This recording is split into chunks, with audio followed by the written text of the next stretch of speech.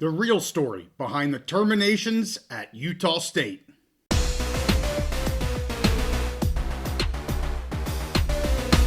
Collegiate athletics and lawsuits are always in the news, so we're back here on the Big Mountain to keep you updated. Hey, it's JY here with the Big Mountain. An item that I have been wanting to look at closer here recently is Utah State and the new lawsuits that have been filed by former employees coming after the numerous terminations that were handed out last summer. Here recently, Utah State has received 2 lawsuits regarding those terminations, one being the head football coach, Blake Anerson, as well as other athletic department employees.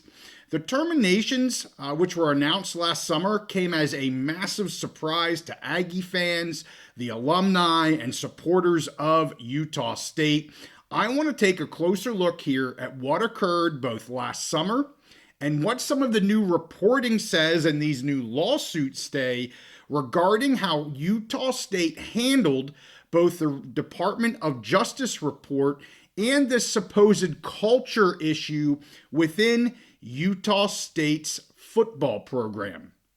I am not trying to be a judge or a jury here, but I do want to take a deeper dive, a closer look at the situation here at Utah State and what the lawsuits now against the school are claiming occurred last year. I think it's important to start out here with the main players of this story. You're going to hear me using their last names here as we go over this in pretty good detail. I want to start again with the players. I'm going to go into what was in the Department of Justice report. Then I want to get into both the lawsuit from Anerson and from Bovee. And then at the very end, I'm going to give my opinions on what I think really actually transpired. Again, I'm not looking to be the judge and the jury, but I do want to give you my thoughts on, what is being said. And again, this is from information that I'm able to obtain both through the lawsuits that have been put out for public consumption, different reports that have come out of them. And of course, the Bovee report is not public, so I can't see that. I'll be referencing that here in the future, but we cannot see that in the public environment right now. So the first person I want to talk about was USU president at the time this took place, Elizabeth Cantwell. She was president here at Utah State from August 23 to February 25. She will now become the president of Washington State University here in April. Another person we'll talk about a lot is Diana Sabo. She was the Utah State, or is the Utah State athletic director, and was appointed back in August of 2023. Several individuals that were fired here just last year. First off, we've got Deputy Athletic Director Jerry Bovee. Again, you're going to hear me talk about the Bovee report as well as the lawsuits that this individual has now filed against Utah State. Of course, we have to talk about prior head coach Blake Anerson. He was the head football coach there for the Aggies for several years. He also has filed his own lawsuit against the university. We'll talk about that. Then 2 other individuals here. We have Amy Crosby. She was an executive associate AD for internal affairs. And then Austin Albrecht. He was the football director of player development. So those 4 individuals, Bovee, Anerson, Crosby, and Albrecht, were all terminated here last summer. This started here with the DOJ beginning to look into sexual misconduct and harassment within both the football program, the school's fraternities and sororities, and the piano program. There was some issues within the music department there at the university. This began back in 2017. So the DOJ has been looking at some issues within Utah State for quite a while. Here, the DOJ's initial findings report was issued to the university in 2020. More recently, a letter dated August of 2024 from the DOJ stated that nearly 4.5 years had gone by since their initial findings report, again, that being in 2020, and there continued to be, in their mind, quote, pervasive sexually hostile culture and climate within the football program and in senior leadership in the athletics department. Again, that coming directly from the DOJ. The report actually cited here 2 different incidents. One of these was a failure on reporting and a lack of the university's Office of Equity investigation in spring 2023. The second being a football player training that occurred in fall of 2023. And I'm going to go through both of those in much more detail now. I do want to point out you might hear me say the OOE, that's the Office of Equity here at the university. It does appear that this DOJ report led to the firing of all 4 of these individuals, Bovee, Anerson, Crosby, and Albrecht, in July of 2024. So the first piece I want to dive into here deeply is these 2 findings. The first finding here being this 2023 incident, and then, of course, we'll get to the team meeting. In this 23 incident, per the DOJ detailed accounts of what occurred, was regarding one player here that was arrested for criminal sexual misconduct. Now, that's reported in different ways. The DOJ here says arrested for criminal sexual misconduct. It's important to note that the actual act that we're talking about here, this incident, really isn't overly important to the termination of these employees. However, it does turn out that the offense was between a boyfriend and the former girlfriend, I believe it is, and the mother of this individual's child, in which the former girlfriend did not press charges. And I also saw this was considered to be a misdemeanor, not a felony of any kind. So I do just want to let everyone know that from what I could find, charges were not pressed, and what was reported was a misdemeanor. The incident occurred off of campus. I believe it occurred in Salt Lake City. And what happened was the player had been missing several scheduled events prior to the coaching staff approaching him about his absences. The player initially informed the coaches that he was dealing with a sick child. It took about 5 to 6 days for the player to inform coaches that he actually was arrested and that the player was adamant that he was innocent of any of these charges. I want to throw up here first the USU student handbook that talks about what is required of student athletes should this type of situation occur. Again, I want to focus on the requirements, the policies, not so much the incident. I'm not here to judge whether or not this student athlete, had any issues here. It's more, and the firings are about how it was handled internally, not the incident itself. So first thing here is the student handbook. It requires a student athlete that is arrested to inform the coach within 8 hours of the incident. That, according to the DOJ and everything that I saw, did not occur in this situation. The player did not inform coaches within 8 hours that this occurred. Again, it took days until coaches were aware of where this student athlete was at.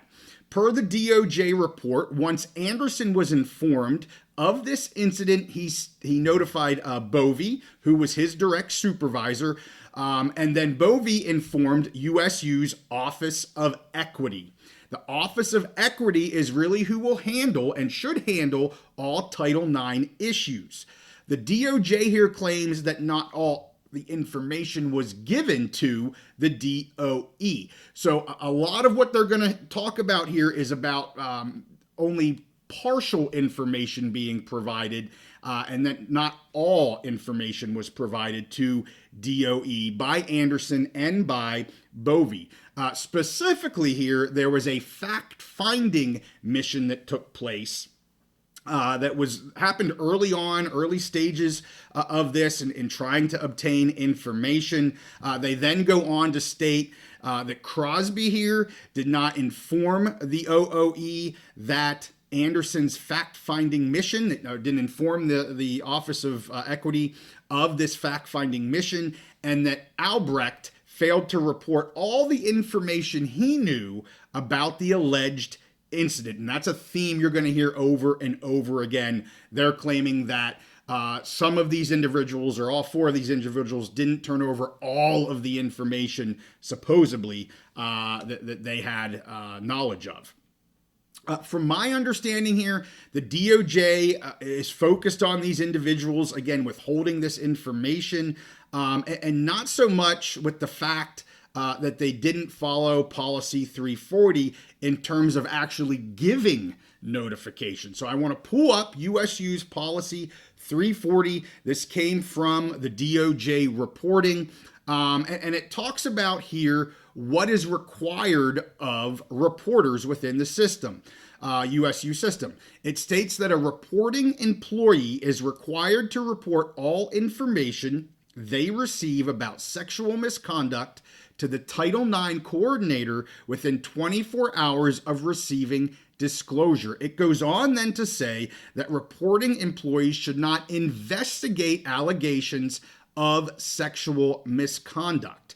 So the first issue the DOJ had here in their finding was withholding information, and the second is that they opine that Anerson and Bovee did their own investigation once being informed of the incident. So what was this investigation? Again, this coming from the DOJ. You're going to hear from Anerson and Bovee here in a few minutes. But from the DOJ, they say Anerson met with the witnesses, which was another football player that witnessed the incident, and this former girlfriend. They received a written statement from both of them. The statements were provided to Bovee.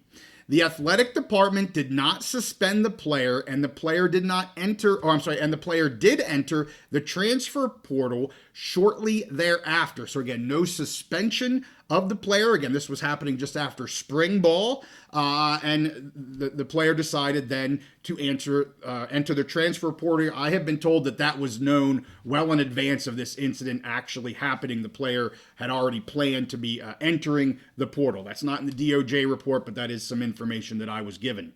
Bovee here stated that the team was at, again, the end of spring ball, and there was really nothing to suspend him from at that point. You're going to hear more about this from Deputy AD Bovee in a little bit with his lawsuit. He gets into more detail of what actually occurred there.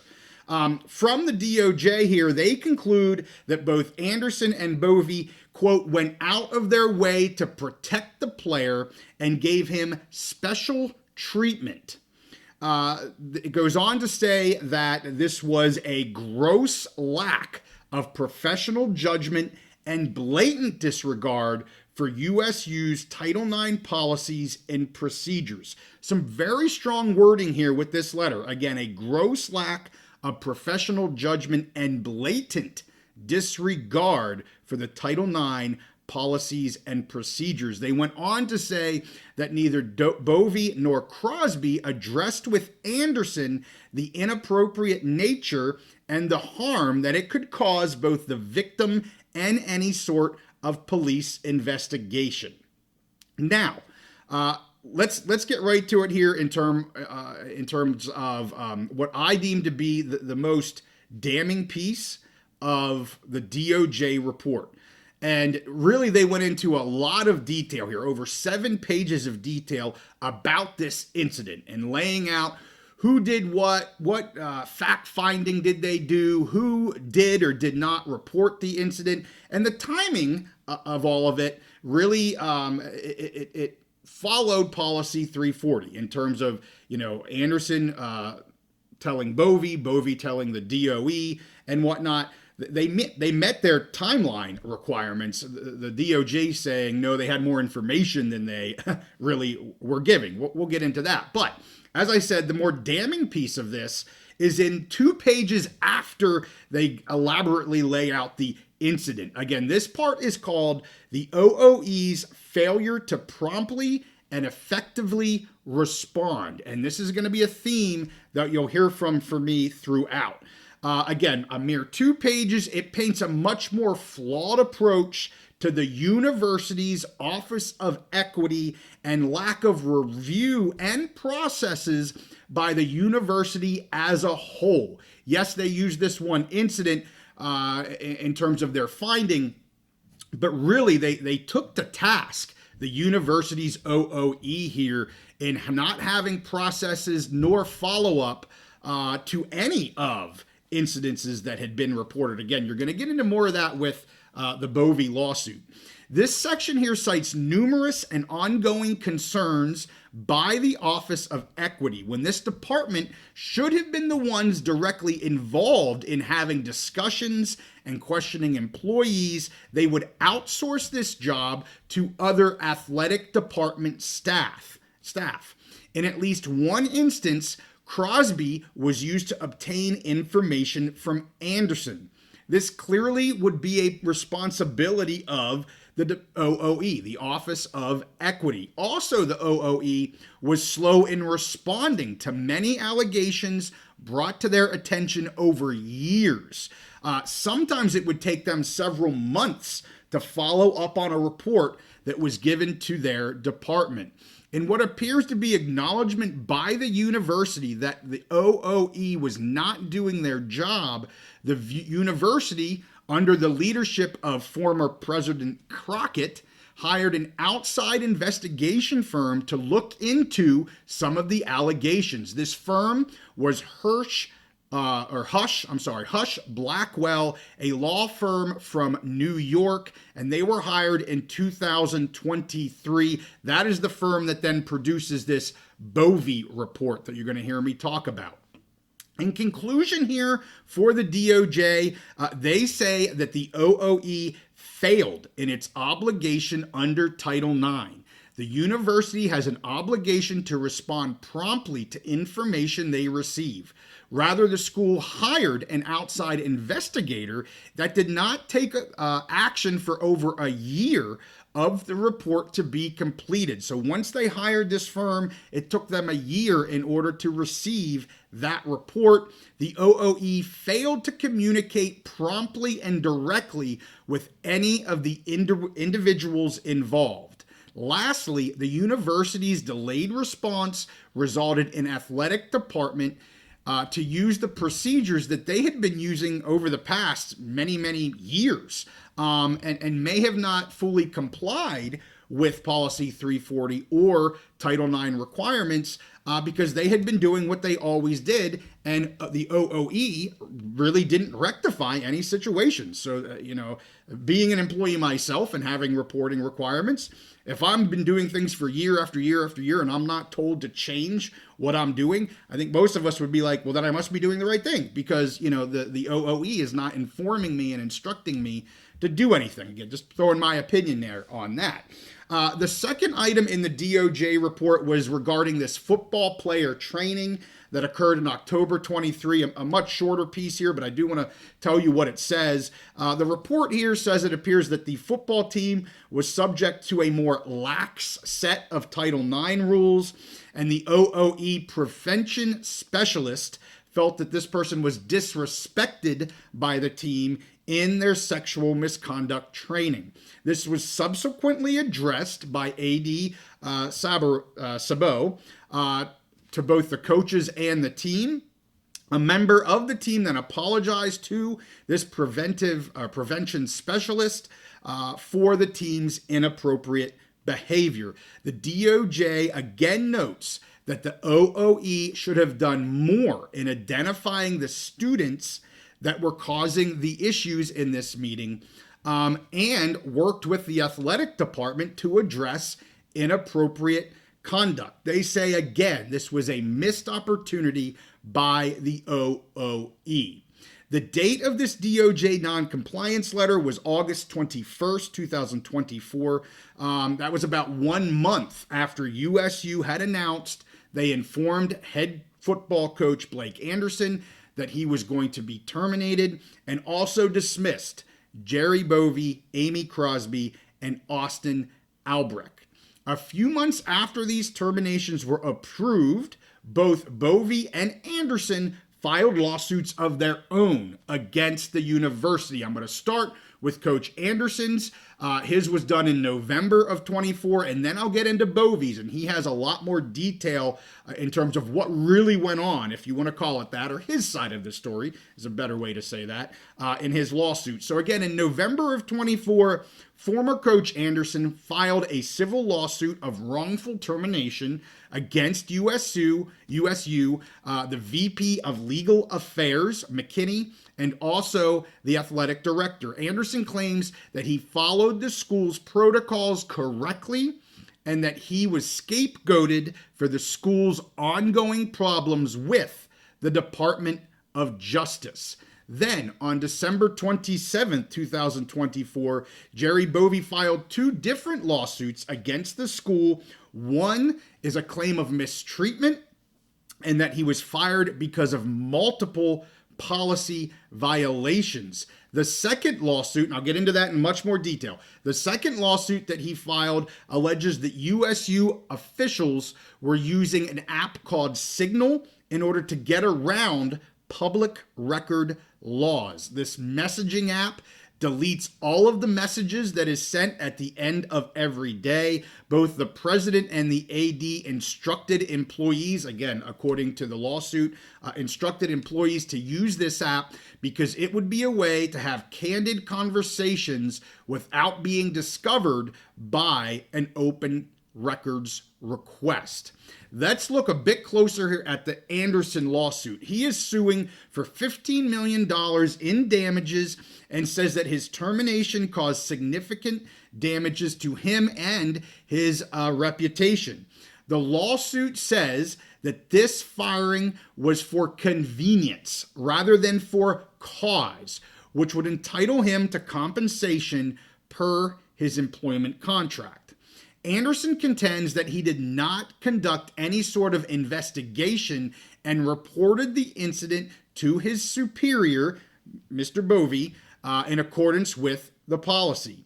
Anerson says that he believes that his reporting requirement was met. He informed Bovee of the incident, which is what his contract requires him to do, and that because this was a domestic violence incident, no requirement was needed to report it to OOE. Anerson says that he did not request written accounts from the 2 witnesses, but he did receive written accounts from the 2 witnesses. He then did forward them on to Bovee.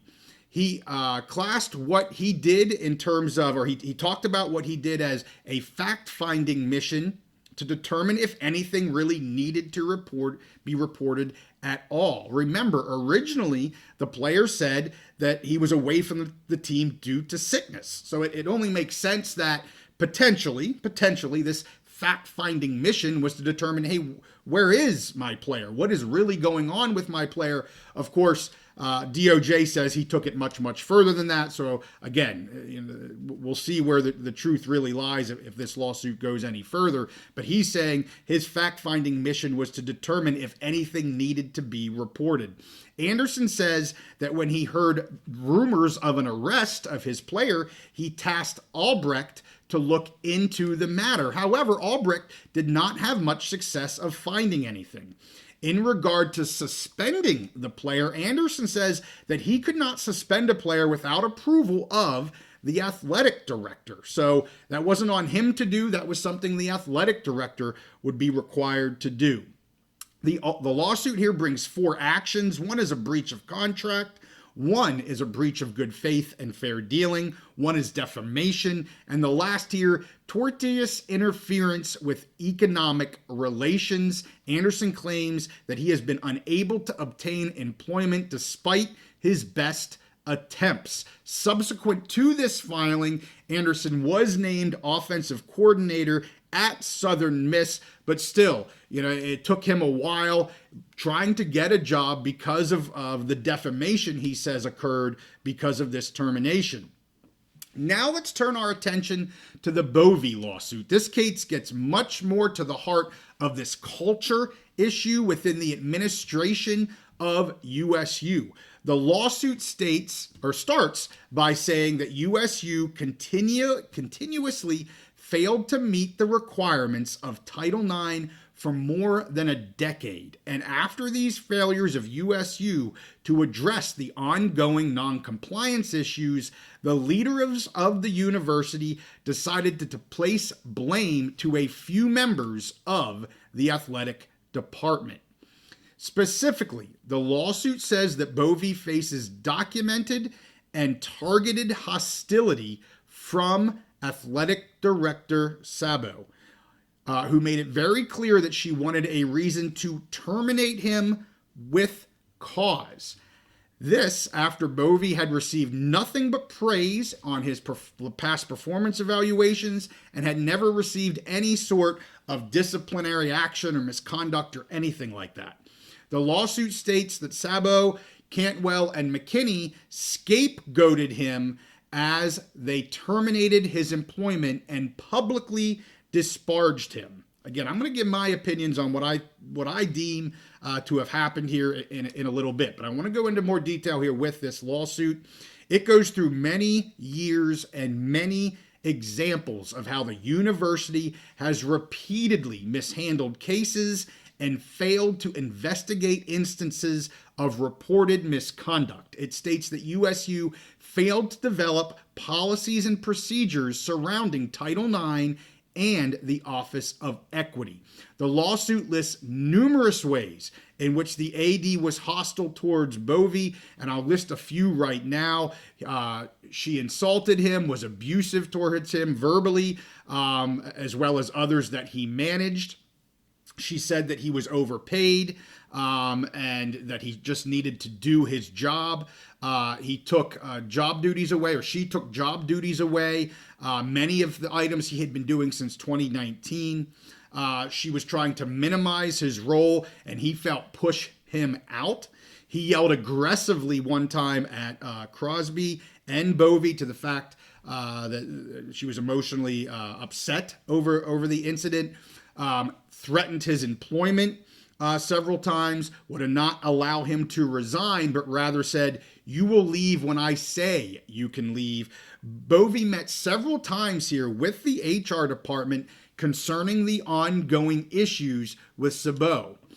Regarding the 2023 incident, the lawsuit says that Bovee met the reporting requirement regarding both the time period and including all information known at the time.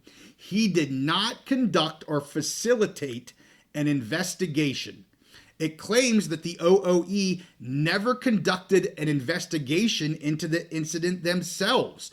The OOE never interviewed the individuals. The OOE did not inform him that he had failed to cooperate, or if they took any issue with the way he reported things. They never followed up in any way, according to the lawsuit.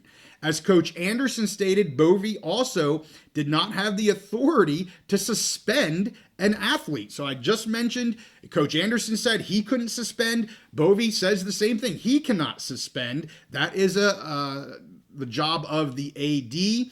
And while the athlete was in the transfer portal here, he was allowed to continue as a matriculating student through USU through 2023, again, with no investigation. So not just about the athletics, but also he continued on as a student, as you would expect him to, unless he was suspended for some reason. So I think that's a good point that this lawsuit points out.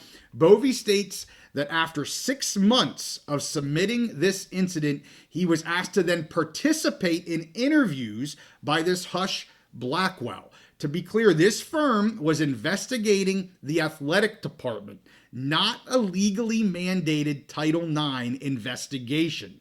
And to this day, Bovee says he has not been able to review the finalized Hush Blackwell report. In fact, the report that he did view in July of 2024, he says was full of factual and analytical errors with gross inconsistencies and contradictions.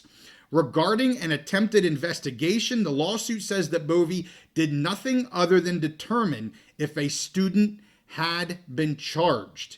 He held no investigation, he held no meetings, and he never spoke to the athlete, the witnesses, or the victim. Again, similar to what you heard from Coach Anerson saying, just trying to determine if this was something that we needed to report.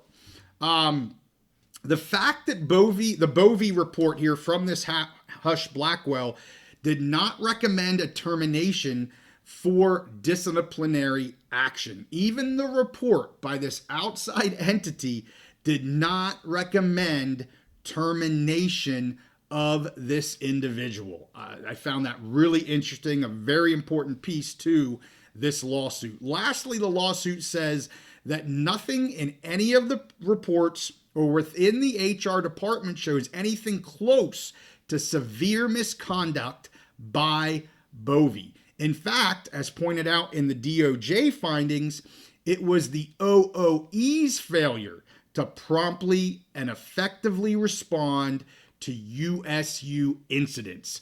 This lawsuit brings 11 different actions. I'll go over just a few. Retaliation under Title IX, defamation, false light, breach of contract, and tortious interference, and they request a jury trial. As for Albrecht and Crosby, they appear to be somewhat collateral damage, unfortunately.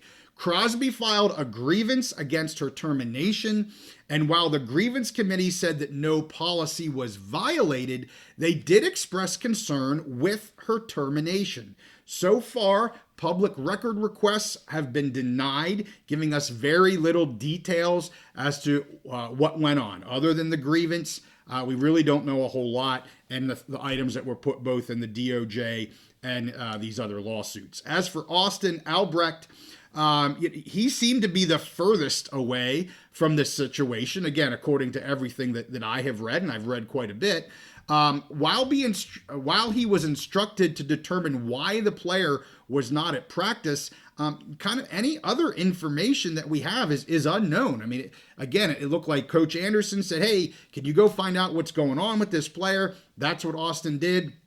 Couldn't find much. Again, according to the lawsuits, he did here issue a statement following his termination saying that he was disappointed and saddened by the decision of the university, but that he wishes nothing but the best for the people of Cache Valley and USU student athletes. So the last thing I'll get to is just my opinion on this. Appreciate you hanging around. I know it's getting long, but a lot of detail that I think you all had to hear to get a full understanding of what's going on and why I'm going to give the opinions that I have here. Again, I did a lot of reading in order to give this, I think, a solid deep dive. I started with just an understanding of what had been going on here because of the DOJ and the issues at USU. I read the DOJ finding report in depth first, then I read the lawsuits from Anerson and Bovee. And as I said, we don't have access to that Bovee report from Hush Blackwell. So this is really coming from the DOJ and the two lawsuits. What I found that I thought was very apparent to me when I read the DOJ was that this is a much larger issue for the university than a few athletic employees. While the DOJ spent, like I said, many pages, over 7 pages, talking about this 2023 incident, the most damning piece of this whole thing was in about 2 pages in regard to USU's Office of Equity. Even before reading the Bovee lawsuit, it was clear to me that there was some systemic issues within the university for their Title IX procedures and governance. It should come really as no surprise that when there's little guidance and leadership on an issue, employees kind of need to determine the best course of action. And yeah, while there's policy, and I showed you the handbook, I showed you the one policy, that's paper on a shelf, that's paper on the internet. Supposedly they have yearly reminders or trainings on that. We all know what that's like in today's environment, especially if in the public realm like I am. But life situations are very, very different. And, you know, when you don't have a department to help you out, which is what this department is supposed to be, I totally understand why there's scrutiny from the Department of Justice. And this being that there's such scrutiny, you would think that the OOE is being proactive and trying to give advice to departments, to students, to certainly if there's issues within certain departments. I mentioned the music department, the football department, the sororities. You'd think you'd be being a little more proactive with them to try and get them and the university as a whole to a better place. The fact that the OOE here had very little follow-up, if any, on a lot of issues tells me that what the DOJ was saying here in terms of the OOE really failing is spot on. The OOE is not providing the oversight needed and the enforcement and the proactiveness and the education needed here at USU. You know, did the 4 that were terminated, did they do everything right? No. And I'm sure, you know, if you had an honest conversation with these individuals, they would say, well, I made a mistake here. I should have maybe done this or done that. Everybody, you know, Monday morning quarterbacks, you know, nobody in these types of situations goes back and says, yes, I did everything right. No matter how much training that you had, mistakes are always made and you learn from that, or at least you should learn from that. But as I said, if you're not being told that you made a mistake and that the procedure should be this instead of that, how are they supposed to know any different? So again, I'm going off of what we know from lawsuits.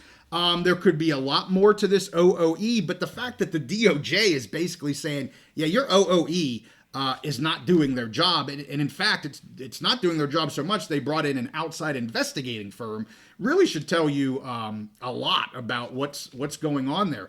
I think, honestly, to categorize this, and this is what the DOJ said, to categorize this one event as gross lack of professional judgment and blatant disregard for USU's Title IX policies and procedures is questionable at best. I think it's dramatically overstated for this one incident. I think those are the types of words that should be used about the OOE, not about this one incident. Again, as I said, were mistakes made? Sure, they would all probably say I could have done this better, but gross lack of professional judgment and blatant disregard, to me, that is far too heavy-handed with what I know that occurred here. And like I said, the blatant disregard falls at the feet of the OOE office and the higher level administration. And, you know, you heard the term scapegoat here several times. Both Anerson and Bovee said it. And I think it's a somewhat appropriate characterization of what happened here and the terminations. You know, they have a massive issue. DOJ's involved. They have a big problem with their OOE, and they're looking for scapegoats. And the fact that that was used in the DOJ report, that struggles for me to not see certain connections regarding scapegoating. Again, I'm not being the judge and the jury, but man, this really smells, given if what's being put into these cases, into these lawsuits is 100% accurate. It's very smelly. So anyway, I wanted to do a deep dive on this. I hope our Utah State Aggie fans appreciate it, and anyone else that's wondering what in the world went on there at USU. I wish the best for both the university, wish the best for the student athletes, and hopefully everyone can put this behind them. But these 4 that got terminated, of course, there's defamation issues, there's struggles in order to move forward. So, hey, with that, we thank you guys for watching this. If there's anything else you would like us to do a deep dive on, we certainly would do that. I had a couple people give me this, and it was something that really caught my interest, knowing what occurred here last summer. So, with that, we thank you guys for watching. Give this one a like and subscribe if you like our content. We'll see you all next time on the Big Mountain.